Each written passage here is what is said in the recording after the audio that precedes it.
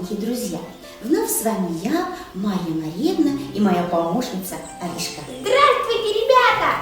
Аришка, я вижу, у тебя на столе кто-то стоит.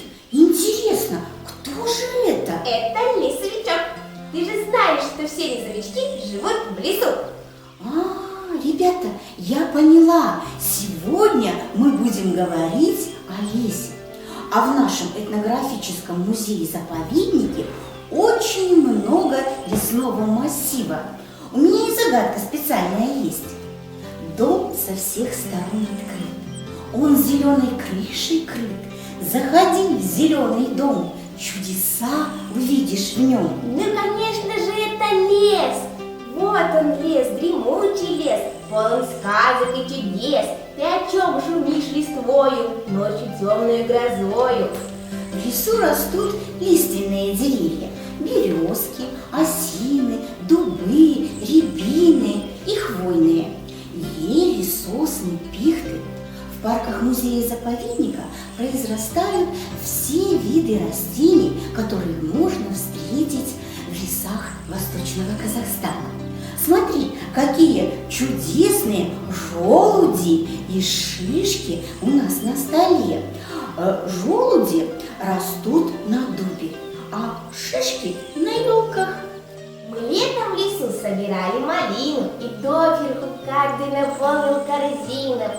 В лесу растут грибы и ягоды.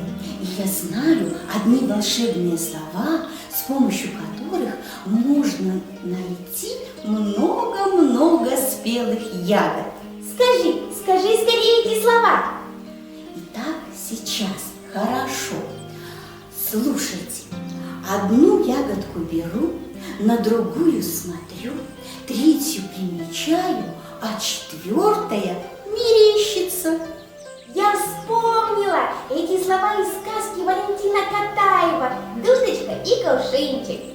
Богат лес и животным миром. Вот еще одна загадка. Под соснами, под елками лежит мешок с иголками. Конечно же, это ежик. В лесу, кроме ежика, обитают волки, олени, зайцы, совы, лисы, медведи. Представители этого животного мира есть в зоопарке, музее-заповеднике.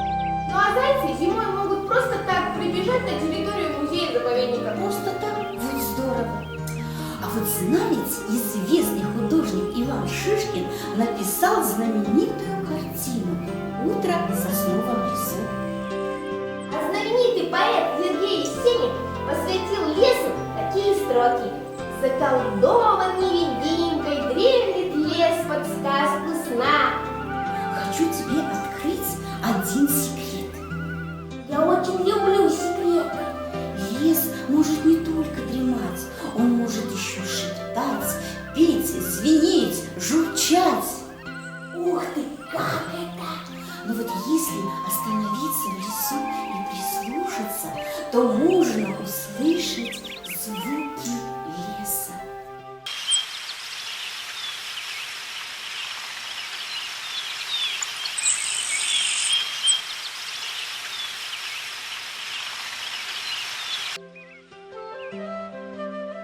Здорово! Главное, чтобы люди умели всю эту лесную красоту увидеть, услышать. И, конечно же, самое главное – сберечь. До свидания, ребята!